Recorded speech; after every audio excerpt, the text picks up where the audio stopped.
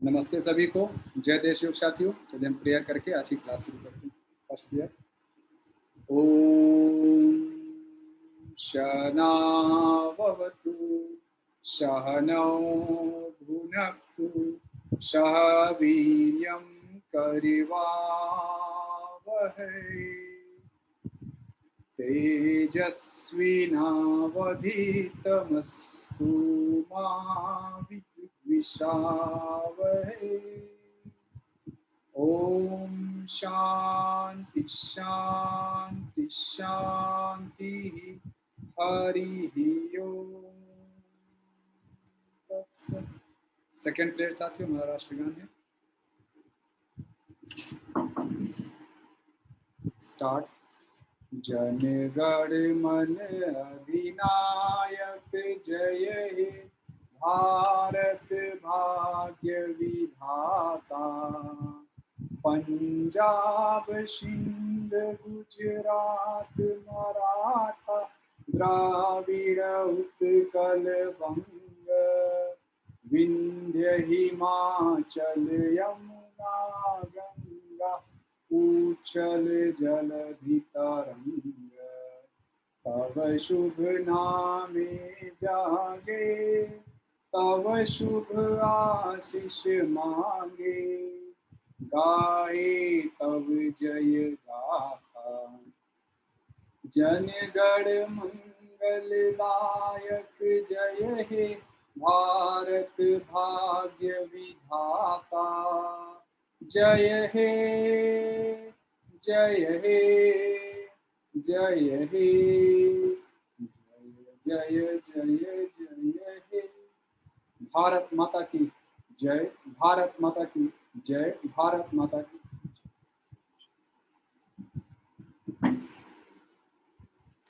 Third player साथी। Each soul is potentially divine. The goal is to manifest this divinity by controlling nature, external and internal. Do this by work or worship or psychic control or knowledge. By one of these or more of these or all of these. जय देश योग साथियों। चलिए हम लोग class शुरू करते हैं और आज फिर हम एक ऐसे ही बहुत महत्वपूर्ण टॉपिक पे चर्चा करेंगे। ह्यूमन फिजियोलॉजी का टॉपिक है डाइजेस्टिव सिस्टम। हम लोग चलिए साथियों हम लोग शुरू करते हैं।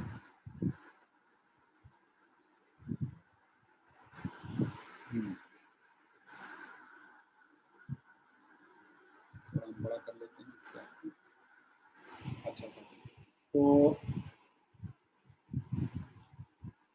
डाइजेस्टिव सिस्टम पाचन तंत्र जिसको साथियों हिंदी में कहते हैं, हमारा खाना शरीर में कैसे पचता है इस पूरी प्रक्रिया को समझेंगे। और तो चलिए डाइजेस्टिव सिस्टम का साथियों एक दूसरा नाम भी एलिमेंट्री कैनाल भी बोलते हैं।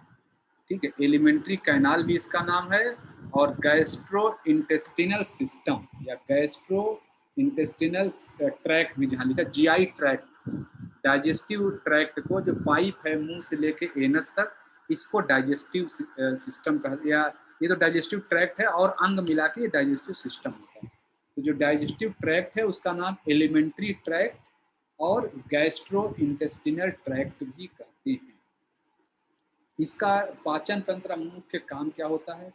जो भी साथियों हमारे मुंह में चीज जाए उससे शरीर के लिए आवश्यक न्यूट्रिशंस को निकाले और शरीर को दे दे। और बाकी जो गलत मटेरियल है जो शरीर के लिए गलत, मैं गलत उसको भी नहीं कहूँगा कि वो गलत होता है, गलत वो भी नहीं होता है, लेकिन जो शरीर के लिए यूजफुल नहीं है उसको बाहर निकाल देना। यूजेबल मटेरियल्स को एब्जॉर्ब करना और अनयूजेबल मटेरियल को निकाल बाहर करना, यही पाचन तंत्र का काम। दूसरा पॉइंट है पाचन तंत्र को स्टडी क्यों करें। हम तो योग के स्टूडेंट हैं, योग सीख रहे हैं, सिखाएंगे, हमारे लिए पाचन तंत्र क्यों जानना जरूरी है? साथियों, मानव शरीर में पूरे जीवन में आने वाले जितने रोग हैं 95% रोग पाचन तंत्र की गड़बड़ी से आते हैं। पाचन तंत्र अगर ठीक रहेगा, सुदृढ़ रहेगा, मजबूत रहेगा, तो हम अपने जीवन में आने वाले 95% रोगों से दूरी बना सकते हैं।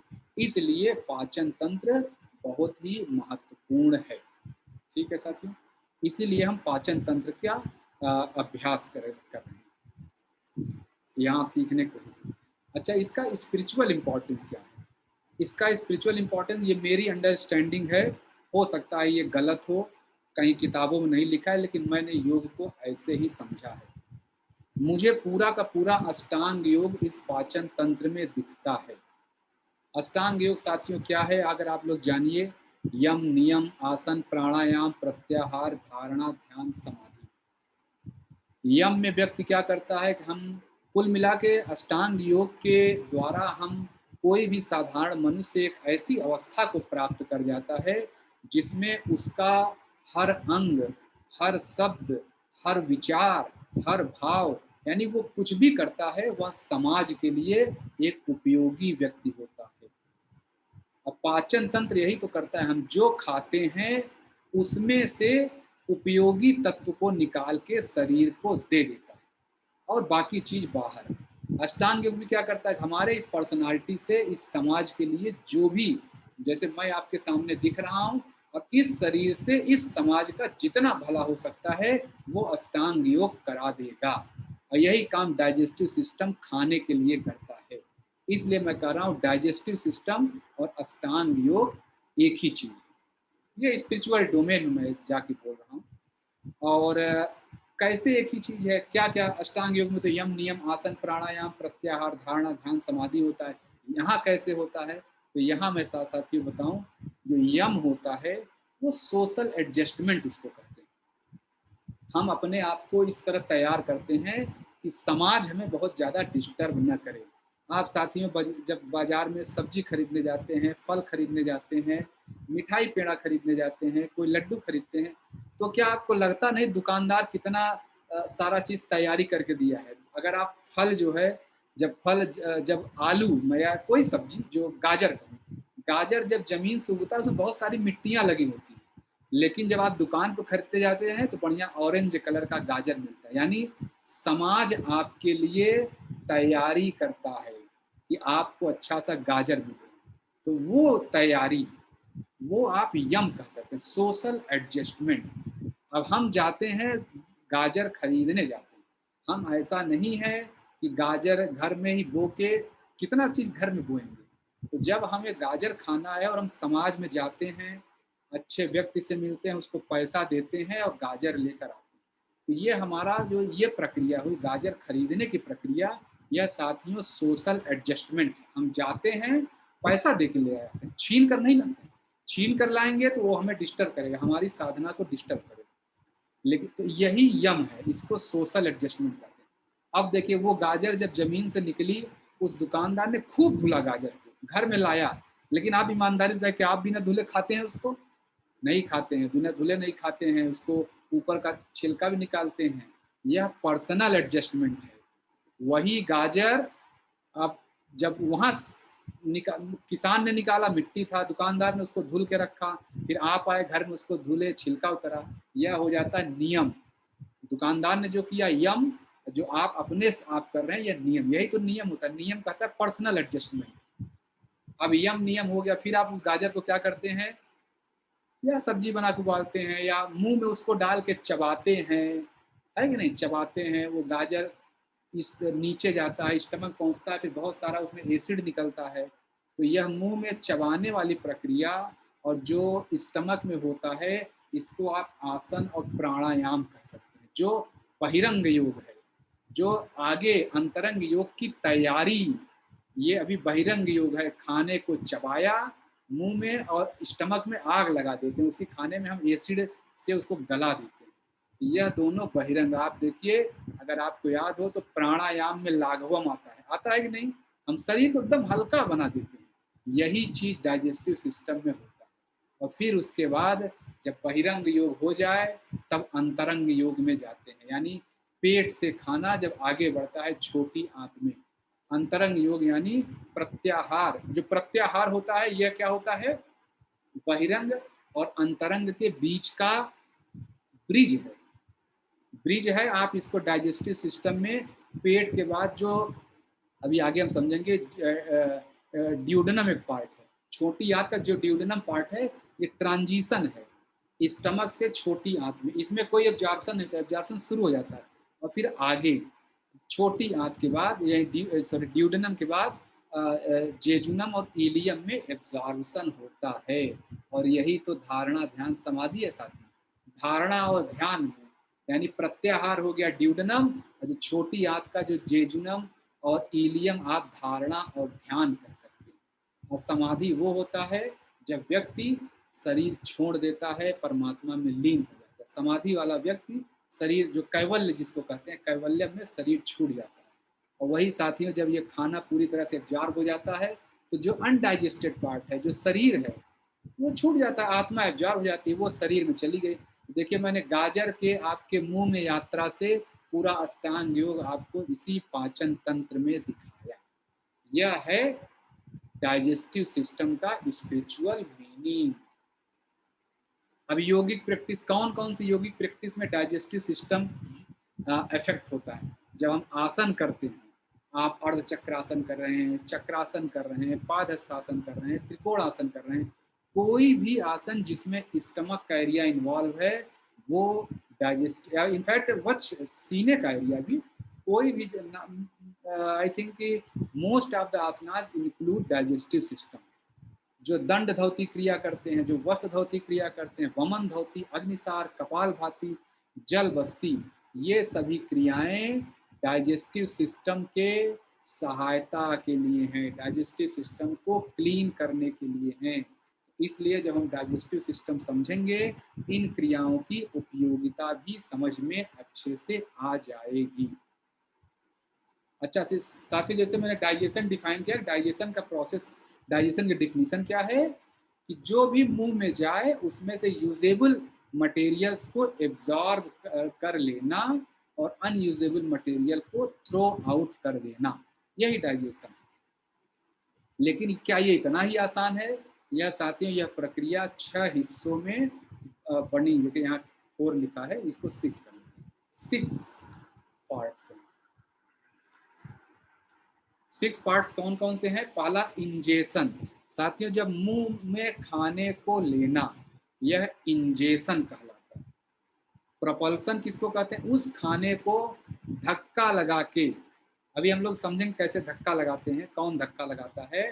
प्रोपल्सन से खाने को फूड कैनाल में भेजना, फिर जब नीचे खाना जाता है, फिर उस खाने को तोड़ना, पिसाई करना। इस खाना ऐसा नहीं कि जब आप रोटी दाल चावल ऐसे खा लेते हैं सॉलिड पेट में ऐसे ही रहता, नहीं, फिजिकल ब्रेक डाउन करना। जब दांत में हम चबाते हैं उसको तोड़ तोड़ के छोटा कर देते हैं, कि नहीं? फिजिकल ब्रेक डाउन या फिजिकल डाइजेशन। फिर साथियों उसको बोलते हैं केमिकल डाइजेशन, केमिकली उसको तोड़ना, उसके प्रोटीन से एमिनो एसिड निकालना, फैट से फैटी एसिड निकालना, और कार्बोहाइड्रेट से शुगर निकालना, ये केमिकल ब्रेकडाउन का प्रोसेस है। फिर उसके बाद सभी अमीनो एसिड, फैटी एसिड और शुगर को एब्जॉर्ब करना ब्लड में, और फिर उसके बाद जो अनडाइजेस्टेड पार्ट है उसको बाहर निकालना, एक्सक्रीशन। इस तरह साथियों डाइजेस्टिव प्रोसेस का 6 पार्ट हुआ: ingestion, propulsion, physical digestion, chemical digestion, absorption और एक्सक्रीशन। अब पार्ट्स ऑफ क्या कहते हैं, डाइजेस्टिव सिस्टम के पार्ट्स क्या है? डाइजेस्टिव सिस्टम के साथियों जो पार्ट्स हैं, पहला है एलिमेंट्री कैनाल, जो मुंह से लेके एनस तक की नली है, यही ये एलिमेंट्री कैनाल है। इसको मैंने बताया जीआई ट्रैक्ट भी बोलते हैं, गैस्ट्रो इंटेस्टिनल ट्रैक्ट भी बोलते हैं। अब मुंह से लेके एनस तक क्या है? वास्तव में हर एक पाइप है, और क्या है कि नहीं? मसल्स का एक पाइप है, लेकिन इसी में किसी एक हिस्से को माउथ बोलते हैं, फिर फेरिंग्स बोलते हैं, एसोफेगस बोलते हैं, स्टमक बोलते हैं, small intestine, large intestine, rectum, anus. एक ही पाइप के अलग अलग हिस्से को अलग अलग नाम से बुलाते हैं, क्योंकि वहां अलग अलग कार्य होता है। तो अगर देखें तो ईश्वर ने एक पाइप बनाई है, ये mouth, pharynx, oesophagus, stomach, small intestine, large intestine, ये सब नाम हमने रखे हैं। तो एलिमेंट्री कैनाल साथियों के, दूसरा ग्लैंड्स, और कौन कौन से सपोर्टिव ऑर्गन्स हैं जो सपोर्ट करते हैं, लीवर, सेलेवरी ग्लैंड, और गॉल ब्लैडर, पैंक्रियाज, स्प्लीन, ये सब ग्लैंड्स। ये दोनों चीज साथियों, एलिमेंट्री कैनाल और ग्लैंड्स, ये दोनों मिलकर कहलाते हैं डाइजेस्टिव सिस्टम। ये आप याद। अच्छा, अब इसकी हम फोटो देखें, देख कैसे होता है। मैं पहले ये फोटो आपको दिख रहा है, अगर मैं फोटो को छोटा कर लूँ तो पूरा दिखेगा, लेकिन देखिए अभी इस फोटो को मैं छोटा कर लिया जिससे आपको दिखे। अभी एकदम छोटा, थोड़ा सा और छोटा, लेकिन चलिए ऐसे देखते हैं। देखिए साथी, ये जो मेरा कर्सर आप देखते रहे जहाँ जहाँ जा रहा है, ये जो हिस्सा दिख रहा है ये मुंह है, मुंह का छेद। ऊपर वाला ये नाक का छेद है। मुंह का छेद जैसे मुंह में जाते हैं, देखिए ये जीभ है, और जीभ के ऊपर से ऐसे एक पाइप गई है, और यही नाक वाली, नाक का रास्ता भी ऐसे आके मिल जाता है। जो लोग सूत्र नीति करते हैं, याद है यहाँ से सूत्र बाहर निकल आता है, नाक से सूत्र जाता है, मुंह से बाहर निकल आता है। तो जब ये साथियों जो मुंह है, मुंह का मतलब जब कहते हैं मुंह, माउथ, माउथ मतलब क्या, माउथ का मतलब साथियों, यहाँ पर ये जो जीभ दिख रही है ये माउथ का पार्ट है। यहाँ पे जीभ के चारों दांत होते हैं, ये भी माउथ का पार्ट है। और क्या माउथ में होता है, ये जो तीन सेलेवरी ग्लैंड दिख रही, तीन पेयर होती हैं, तीन जोड़ी। ये जो ग्लैंड्स हैं साथियों, ये जो लार कहते हैं, हम लोग कहते हैं लार टपका रहे हो, यही लार है। जब खाना दिखते ही सेलेवरी ग्लैंड से लार निकलता है, सेलाइवा जिसको बोलते हैं। तो जब खाना हम खाते हैं, पूरा हम सिस्टम समझे, खाना खाए, जब मुंह में आपने रोटी डाला, चावल या कुछ भी डाला, स्प्राउट डाला, ड्राई फ्रूट डाला, यहाँ पे उसको चबाया, चबाने में क्या हुआ, आपने दांत से उसको तोड़ा, जीभ ने उसके स्वाद को महसूस किया, ये सेलेवरी ग्लैंड से लार निकलता है, और वो खाना छोटी सी एक गोली में बन जाता है। जो आपने एक कौर खाया वो एक गोली का रूप ले लेता है, जो गोला बन जाता है उसको साथियों बोलस कहते हैं, बोलस, BOLUS। वही बोलस यहाँ से घुसता है। तो देखिए हमने क्या समझा अभी, टंग के बारे में समझा, जीभ समझा, सेलेवरी ग्लैंड। सेलेवरी ग्लैंड तीन तरह की है, एक यहाँ है, इसको पैराटाइड सेलेवरी ग्लैंड बोलते हैं, यहाँ वाले को सब मैक्सिलरी सेलेवरी ग्लैंड बोलते हैं, और एक जीभ के नीचे होता है, इसको सब लिंगुअल सेलेवरी ग्लैंड बोलते हैं। तीन पेयर है, और यही सेलेवरी ग्लैंड लार छोड़ती है। अच्छा, अब जब खाना आगे बढ़ा, यहाँ से देखिए मुंह से जब आगे बढ़ा, तो ये साथियों जो ये पाइप, देखिए एक ही पाइप है, मैं अगर कहूँ तो ये एक पाइप देखिए यही आगे चल के आगे चौड़ी हो गई, इसको स्टमक बोल दिए, और थोड़ा पतली हुई, फिर और छोटी बड़ी, छोटी आंत, बड़ी आंत, तो है तो ये साथियों एक पाइप ही मात्र है कि नहीं। ये तो आप लोग मान रहे हैं, हाँ ये बात तो सही है, ये है एक पाइप और कुछ नहीं। लेकिन कैसे हम समझेंगे, देखिए मैं इसको, पाइप आपने देख लिया, मैं थोड़ा स्पेस थोड़ा बड़ा करके दिखाऊँ।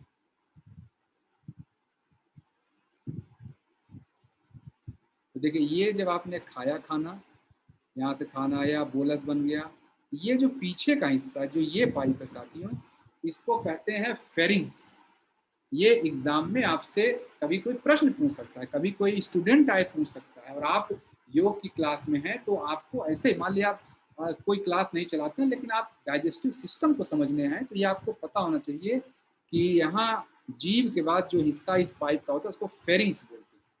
और फेरिंग्स कितना लंबा होता है, इनफैक्ट नाक से छोड़िए, ये सब फेरिंग्स का हिस्सा है।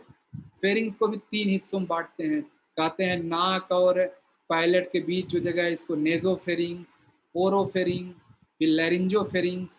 तो वो हम नहीं जानते, हम उसमें डिटेल जाए जरूर, हम इतना जाने कि मुंह के बाद जो डाइजेस्टिव ट्रैक्ट का हिस्सा होता है इसको फेरिंग्स बोलते हैं। ये देखिए हवा भी, जब सांस लेते हैं हवा भी यहीं से आती है, और मुंह से खाना भी फेरिंग से ही होकर आता है। लेकिन फिर क्या होता है, जब फिर यहाँ पहुँचता है, जहाँ ये एपिग्लॉटिस लिखा है, जो फेरिंग से चाहे हवा आए चाहे खाना, यहाँ तक तो कॉमन है, लेकिन जब खाना आता है तो खाना इस नीचे की पाइप में जाता है, इसको बोलते हैं इसोफेगस। जो ये मस्कुलर पाइप है, मसल की बनी हुई, ये इसोफेगस है।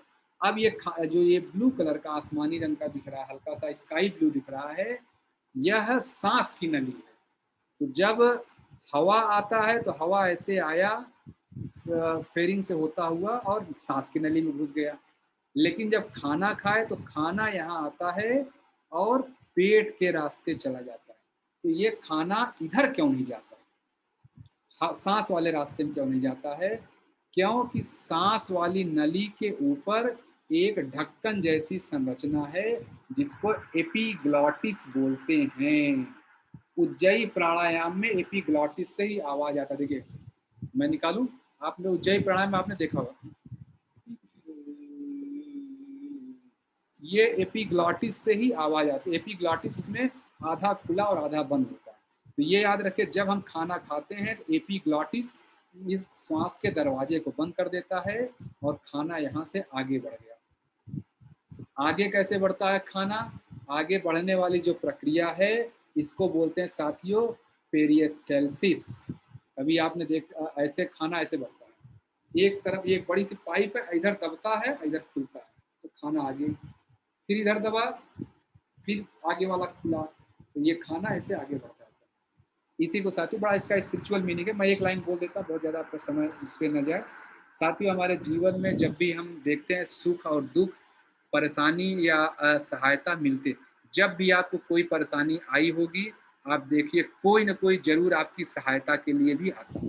यानी जब ऐसे दबता है तो कहीं ना कहीं खुलता है। एक परेशानी 100 नए रास्ते खोलती है। ये पेरिस्टेल्सिस मूवमेंट है, यही स्पिरिचुअल मीनिंग है इस सिस्टम का। तो पेरिस्टेल्सिस मूवमेंट से खाना जो है आपके स्टमक की तरफ बढ़ता है। अब खाना देखिए यहाँ तक आ गया, इस जो पाइप को इसोफेगस बोलते हैं। अब यही पाइप जब आगे चली और चौड़ी हो गई, इसका नाम है स्टमक। ये लगभग सीने के नीचे में पहुंच गए साथियों, ये स्टमक है। अगर आप देखिए एकदम, जब आप दंड धोती करते हैं, वस्त्र धोती करते हैं, यहीं से पाइप आता है। देखिए मुंह से पाइप होता हुआ स्टमक तक चला, इसमें पाइप चला जाता है पूरा। वस्त्र धोती करते हैं तो कपड़ा यहाँ से आप खाते हैं और कपड़ा यहाँ तक आ जाता है। तो समझ गए आप, स्टमक में यही पानी 1.5 लीटर पीते हैं, यही कपड़ा आता है। इस एरिया की हम सफाई वस्त्र धोती या दंड धोती से करते हैं। अब साथियों ये जो स्टमक है, स्टमक देखिए स्ट्रक्चर कैसा है, यहाँ आया फिर यहाँ से ऐसे उठता है, फिर यहाँ एक ढक्कन यहाँ पर है और एक ढक्कन इसका यहाँ पर है ऐसे। इधर वाले ढक्कन को, अच्छा ढक्कन को हिंदी में, इंग्लिश में स्फिंक्टर बोलते हैं। स्फिंक्टर आप ढक्कन समझिए, लेमैन जैसा गेट, दरवाजा, स्फिंक्टर। तो जो स्टमक में जो दरवाजा ऊपर की तरफ होता है इसको बोलते हैं कार्डियक स्फिंक्टर, और जो नीचे की तरफ दरवाजा होता है स्टमक में इसको बोलते हैं पायरोलिक पायरोलिक स्फिंक्टर। ठीक है, तो कार्डियक स्फिंक्टर, पायरोलिक। अच्छा अब जो है ये स्टमक जैसे दिख रहा है साथियों, ये गोरे जैसी संरचना है। ठीक है, अभी आप लिख भी रहे होंगे, सुन भी रहे होंगे, अभी आगे मैं टेक्स्ट में भी सब दिखा दूंगा। आगे टेक्स्ट में वो मैं यहाँ सब बताते चलूँ, जो मैं बोल रहा हूँ ये पूरा आगे टेक्स्ट लिखा है। ये जो स्टमक है साथियों, इसको 4 हिस्सों में बना हुआ माना है। पहले हिस्से को कार्डिया बोलते हैं, जैसे यहाँ पर जो हिस्सा है ये कार्डिया है, जहाँ ये कार्डियक स्फिंक्टर है उसी हिस्से कार्डिया। फिर उसके बाद जो हिस्सा है इसका नाम है फुंडुस, FUNDUS। ठीक है, फुंडुस, फुंडुस के बाद उसको कहते हैं मेन बॉडी, बॉडी उसका नाम। तो कार्डियक, फुंडुस, बॉडी, और नीचे वाले हिस्से को बोलते हैं पायरोलिक। तो कभी एग्जाम में आ गया कि भाई आपसे या किसी ने पूछ लिया कि सर स्टमक के कौन 4 हिस्से बताइए, क्रम से रखिए।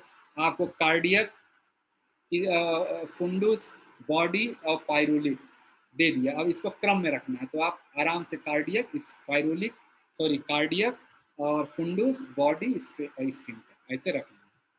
अच्छा, और ये जो स्टमक होता है साथियों, ये इसमें होता क्या है, यहीं पर हमें बहुत सारा एसिड निकलता है, यहीं पर खाने का केमिकल ब्रेकअप होता है, ब्रेकिंग होती है।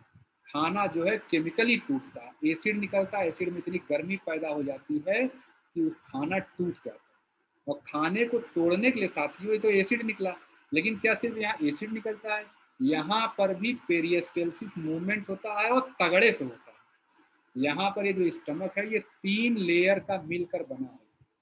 एक लेयर में साथियों बना है कैसे, मैं आपको थोड़ा फोटो दिखाऊं। अगर ये पेट है, एक फाइबर, ढेर सारी पाइप है, छोटे छोटे फाइबर, एक फाइबर ऐसे बना है, एक मतलब एक फाइबर की जो रॉड है ऐसे पड़ी है, दूसरे फाइबर की रॉड ऐसे ऐसे पड़ी है, और तीसरे फाइबर की रॉड टेढ़ी पड़ी है। तो जो लॉन्गिट्यूडिनल है, यानी जो एकदम पेट की दिशा में जो फाइबर है, जो फाइबर इस तरह इसके लेंथ के दिशा में है, इसको बोलते हैं लॉन्गिट्यूडिनल फाइबर। जो सर्कुलर मतलब ट्रांसफर सेक्शन में होता है, ऐसे गोला बना होता है, इसको बोलते हैं सर्कुलर। और जो तिरछा होता है इसको बोलते हैं ऑब्लिक। तो ट्रांसवर्स और लॉन्गिट्यूडनल, ये दोनों तो खाने को आगे ले जाने का काम करते हैं, लेकिन जो ऑब्लिक होता है वह खाने को तोड़ने का काम करता है। तो इस तरह खाने की चर्निंग करता है। जो एसिड निकला, एसिड को खूब मिला देता है। तो आप देखेंगे शरीर इतनी अच्छी मशीन है, इतना अच्छा मशीन है कि आपको भी लग रहा होगा, जब मैं भी ये सब पढ़ता हूँ तो लगता है कि भगवान ही सबसे बड़े इंजीनियर हैं। हम लोग झूठ मूठ का इंजीनियरिंग का बड़ा बड़ा डिग्री लेके घूमते हैं, कुछ भी नहीं है, हम कुछ भी नहीं है। एक स्टमक को यही डाइजेस्टिव सिस्टम को देखिए। तो अब साथियों क्या हो गया कि ये स्टमक के बारे में आपको मिताहार की परिभाषा याद है, कहीं आपने योग में पढ़ा। मिताहार क्या कहते हैं कि खाना खाओ, आधे हिस्से से सॉलिड खाने से पेट को भरो। जब पेट बोलते हैं तो यही स्टमक है, ये इसी कहते हैं आधा तो पेट से भरो, खाने से, सॉलिड खाने से भरो, चौथाई भरो इसको लिक्विड से, और चौथाई खाली रहने दो। क्यों खाली रहने दोनों की बात करते हैं कि जब यहाँ पे एसिड निकले तो खाने में खूब मिल जाए। जो लोग गर्दन भर के खा लेते हैं और फिर एसिड निकलता है, वो एसिड कभी कभी इधर से इसोफेगस से होके मुंह तक आ जाता है। कभी आपने देखा वो खट्टी सी डकार आती है, निकल आता है मुंह में, ये वही है कि आपने इतना खा लिया है कि जो एसिड निकला, अब एसिड को तो मिक्सिंग के लिए जगह चाहिए ना, अब आपने जगह नहीं दी है तो ऊपर आ जाता है। इसीलिए मिताहार में, योग में या सात्विक आहार बोला गया है, एक चौथाई जगह आप खाली छोड़ेंगे जिससे मिक्सिंग हो जाए। यहाँ खाना पूरी तरह टूट जाता है, केमिकल ब्रेक डाउन भी हो जाता है, फिजिकल ब्रेक डाउन भी हो गया।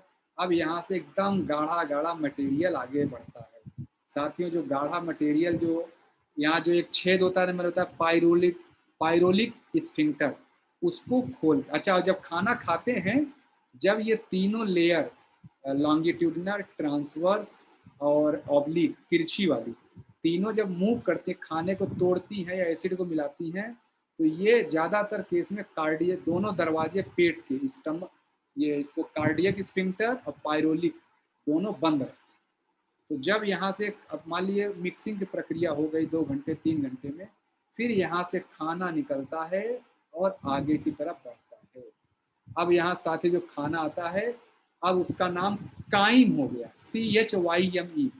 ऊपर मुंह में का आया तो फूड, मुंह से नीचे गया तो बोलस, अब यहाँ आया तो उसका नाम हो गया काइम, CHYME। जो काइम है आगे बढ़ता है। अब उसी पाइप को, जिसको ऊपर इसोफेगस बोले, यहाँ स्टमक बोले, अब यहाँ उस पाइप का नाम है ड्यूडेनम। छोटी आंत यहीं से शुरू हो जाती है। ड्यूडेनम में ही साथियों यहाँ पर खाने, पैनक्रिया जुड़ा होता है, लीवर जुड़ा होता है। तो लीवर से जो बाइल जूस निकलता है और पैनक्रिया से पैनक्रियाटिक जूस, दोनों आके यहीं खाने में मिल जाते हैं, ड्यूडेनम में मिलते हैं। यह प्रश्न कोई पूछ सकता है कि पैनक्रियाज और बाइल जूस कहाँ मिलते हैं, तो ड्यूडेनम में मिलते हैं, खाने में। और ये गॉल ब्लैडर क्या है, जो हरे जैसा स्ट्रक्चर दिख रहा है, तो साथियों लीवर से जो जूस निकलता है कभी कभी बहुत ज़्यादा निकल जाता है, तो उसको इकट्ठा करने के लिए गॉल ब्लैडर, एक गुब्बारे जैसी संरचना बनी है।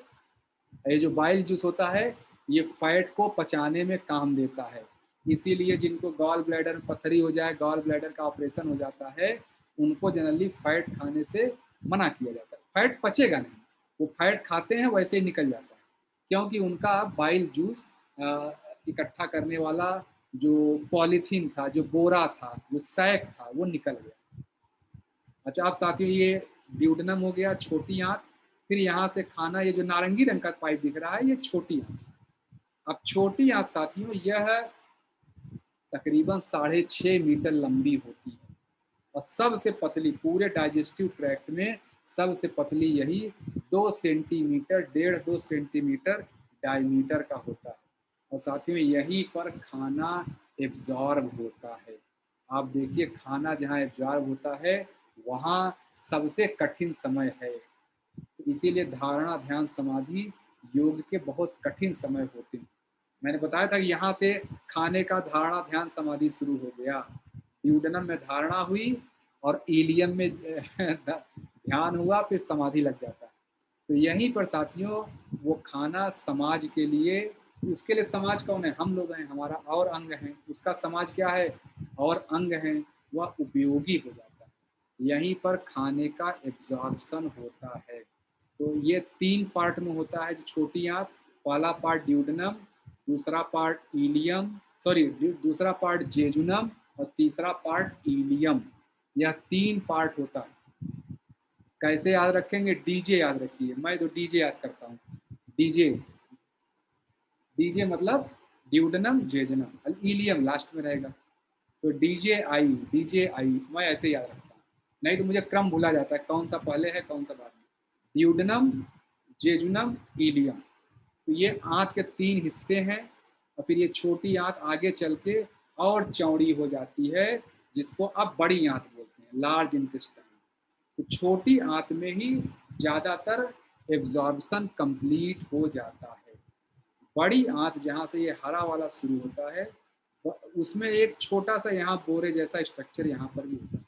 जैसे ऊपर गॉल ब्लैडर, यहाँ पर अपेंडिक्स होता है। अपेंडिक्स का बहुत ज़्यादा रोल नहीं है डाइजेस्टिव सिस्टम में, लेकिन इसका रोल है उसमें बहुत ज़्यादा है, लिम्फेटिक सिस्टम।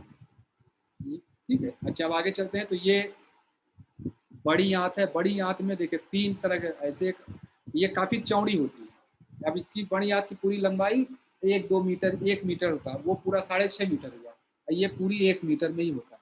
और चौड़ाई भी हो जाता है, मतलब 2-4-5 से मतलब 2 सेंटीमीटर तो ये होता है, ये 8 से 10 सेंटीमीटर चौड़ा होता है। तो ये जो कॉलम है जो ऊपर की तरफ जा रहा है, जैसे देखिए छोटी आंत आके नीचे मिलती है।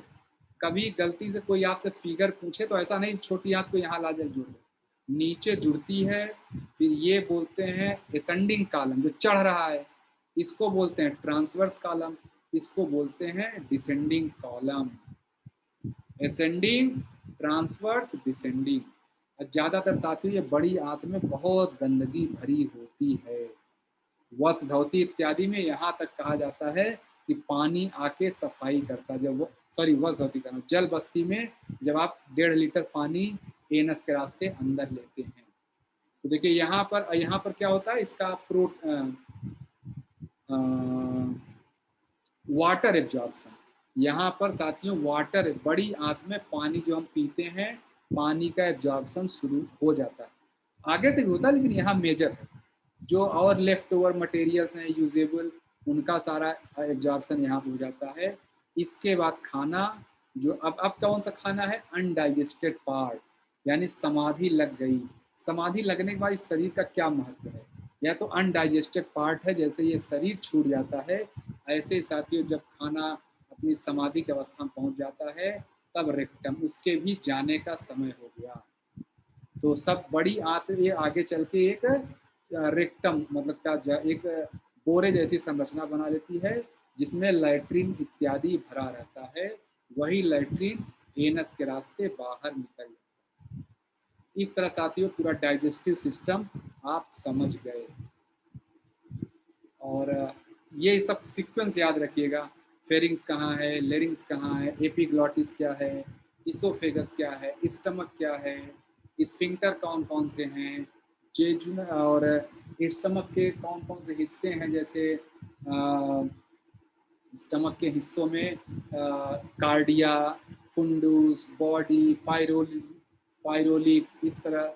फिर आगे छोटी आंत, मतलब ये जो छोटी आंत का पार्ट है, DJI, ड्यूडनम, जेजुनम और इलियम। इस तरह साथियों हम आगे बढ़ते हैं। बाकी आप समझ गए, पैंक्रियाज, गॉल ब्लैडर, लीवर इत्यादि। लीवर का एक और जो महत्वपूर्ण काम है वो ग्लाइकोजन को इकट्ठा करता है। जब आपके शरीर में ब्लड शुगर बहुत ज़्यादा हो तो यहाँ आके ग्लाइकोजन बन के इकट्ठा हो जाता है।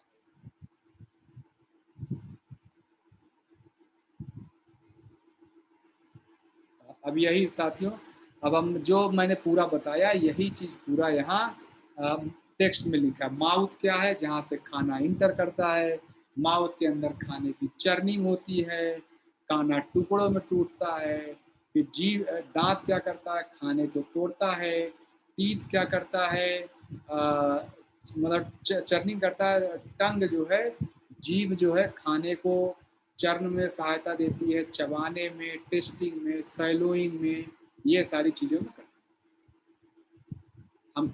अच्छा, फिर इसके बाद salivary gland, 3 prayers of salivary gland. ये मैंने ऊपर बताया, जीभ के पास 3 प्रेयर हैं सैलिवरी ग्लैंड के, पैराटॉइड ग्लैंड्स, मैक्सिलरी ग्लैंड और तीसरा है सबलिंगुअल ग्लैंड। यह तीनों ग्लैंड मिलके खाने को लार मिलाती हैं, फिर बोलस के फॉर्म में कर देती हैं। फेरिंग्स मैंने बताया, फेरिंग्स 3 पार्ट में होता है, नेजोफेरिंग्स, ओरोफेरिंग्स, लैरिंजोफेरिंग। तो आप फेरिंग्स याद रखें। और ये डाइजेस्टिव सिस्टम और रिस्पिरेटरी सिस्टम दोनों का ही हिस्सा होता है। इनफैक्ट जो फेरिंग्स का जो तीसरा पार्ट है वो लेरिंग्स के पीछे होता है। तो लेरिंग्स के पीछे होने से इसको लेरिंगोफेरिंग्स बोलते हैं। तो जो नेजोफेरिंग्स और ओरोफेरिंग्स, ये दोनों तो रेस्पिरेटरी सिस्टम के भी पार्ट हैं, लेकिन लेरिंगोफेरिंग्स सिर्फ और सिर्फ डाइजेस्टिव सिस्टम का पार्ट है। इसोफेगस पूरा समझ गए। इसोफेगस में मस्कुलर पाइप है, खाना पेरिस्टेल्सिस मूवमेंट्स आगे बढ़ता है कॉन्ट्रैक्शन और रिट्रैक्शन से।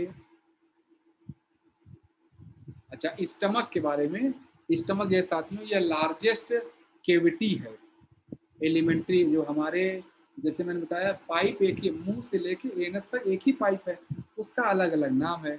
जो लार्जेस्ट केविटी है उसी को स्टमक है। पार्ट इसके कार्डिया, फुंडूस, बॉडी, पायरोरस, ये आप समझ गए। अच्छा, 3 लेयर ऑफ फाइबर्स यहाँ दिखाया भी गया है। देखिए, ये लॉन्गिट्यूडनल हो गया क्योंकि ये लंबाई में है, ये सर्कुलर हो गया, और ये ऑब्लिक लेयर हो गई, ये आपको बताया गया। देखिए यहाँ पे कार्डियक स्फिंक्टर भी है, यहाँ पे पाइप देख रहे हैं, पायरोलिक स्फिंक्टर कितना छोटा सा है। और फिर उसके बाद ड्यूडेनम, ये सब आप अच्छे समझिए। लीवर, लीवर का काम मैंने बता दिया, ये बाइल जूस प्रोड्यूस करता है और कोलेस्ट्रॉल को पचाने में सहायता करता है। गॉल ब्लैडर स्टोर करता है बाइल जूस को। पैनक्रियाज, पैनक्रियाज जो है पैनक्रियाटिक जूस इंट्रोड्यूस करता है।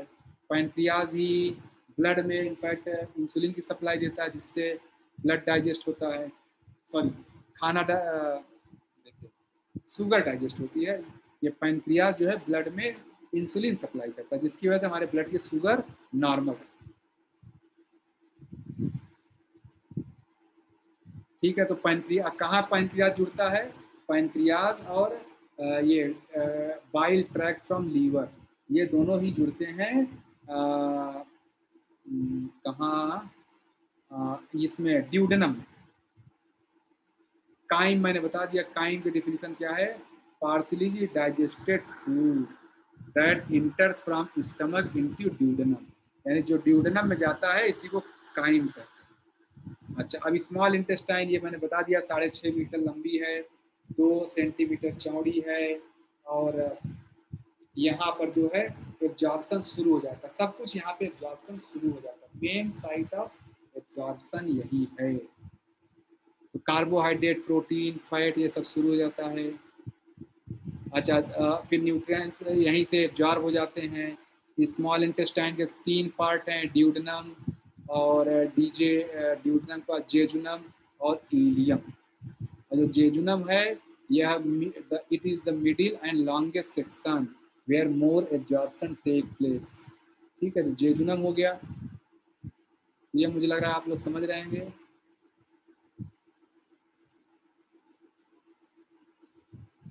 इलियम लास्ट सेक्शन है, यहाँ पर जो भी लेफ्ट ओवर मटेरियल उसका एब्जॉर्प्शन होता है।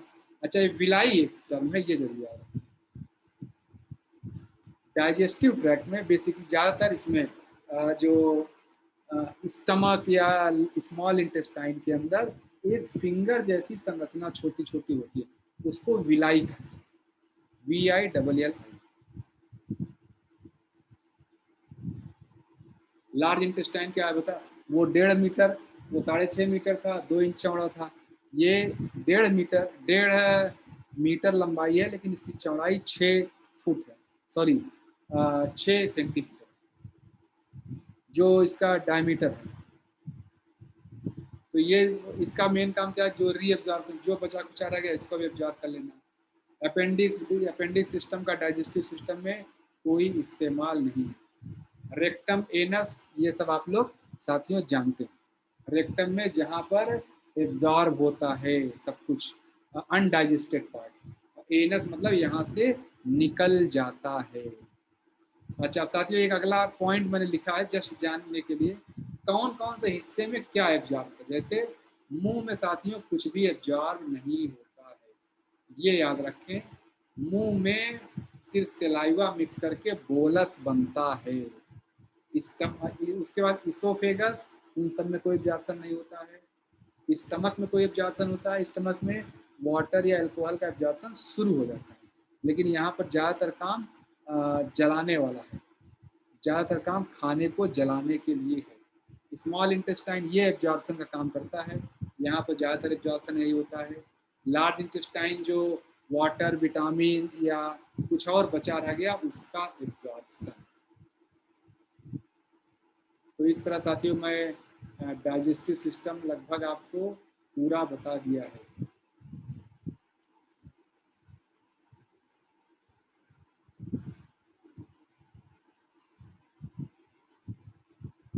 एक मिनट, तो मुझे लग रहा है, अच्छा अब मैं इसको छोटा करूँ तो अब और अच्छे से समझ।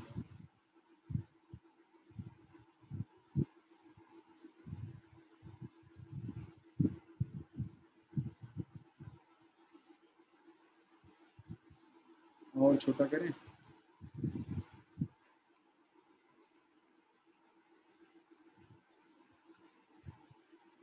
चलिए अब मुझे लग रहा है थोड़ा सा और कर लेंगे।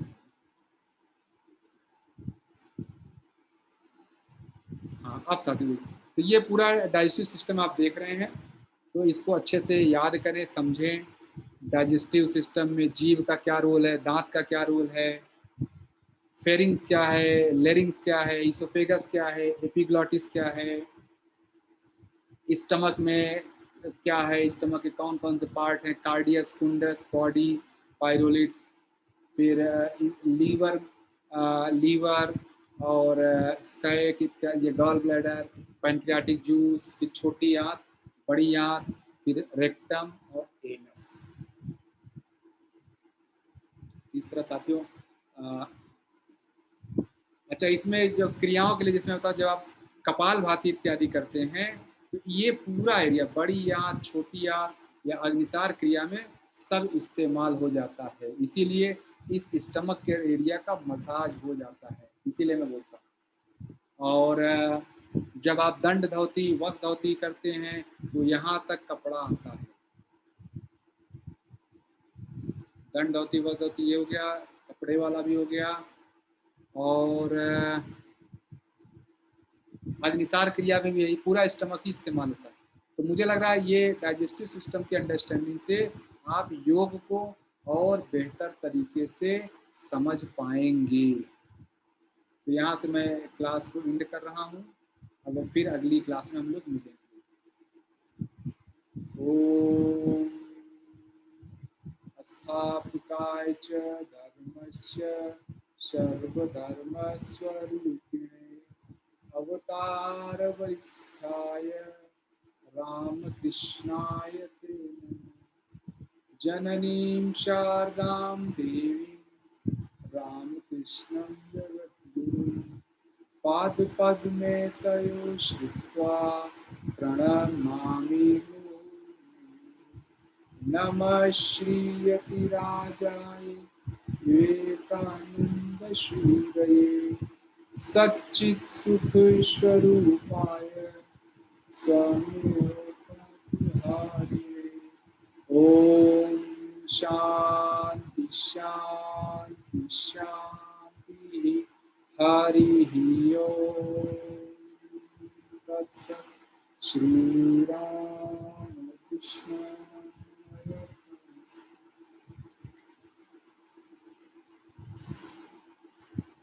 बहुत बहुत धन्यवाद साथियों। चलिए आज की क्लास हम लोग यहाँ से एंड करते हैं और आगे फिर ऐसी एक अच्छी सी क्लास लेके हम लोग फिर आगे की चर्चा करेंगे। नमस्ते सभी को। मैं ईश्वर से प्रार्थना करता हूँ कि आप सभी को सात्विक संपदा की प्राप्ति हो। जय श्री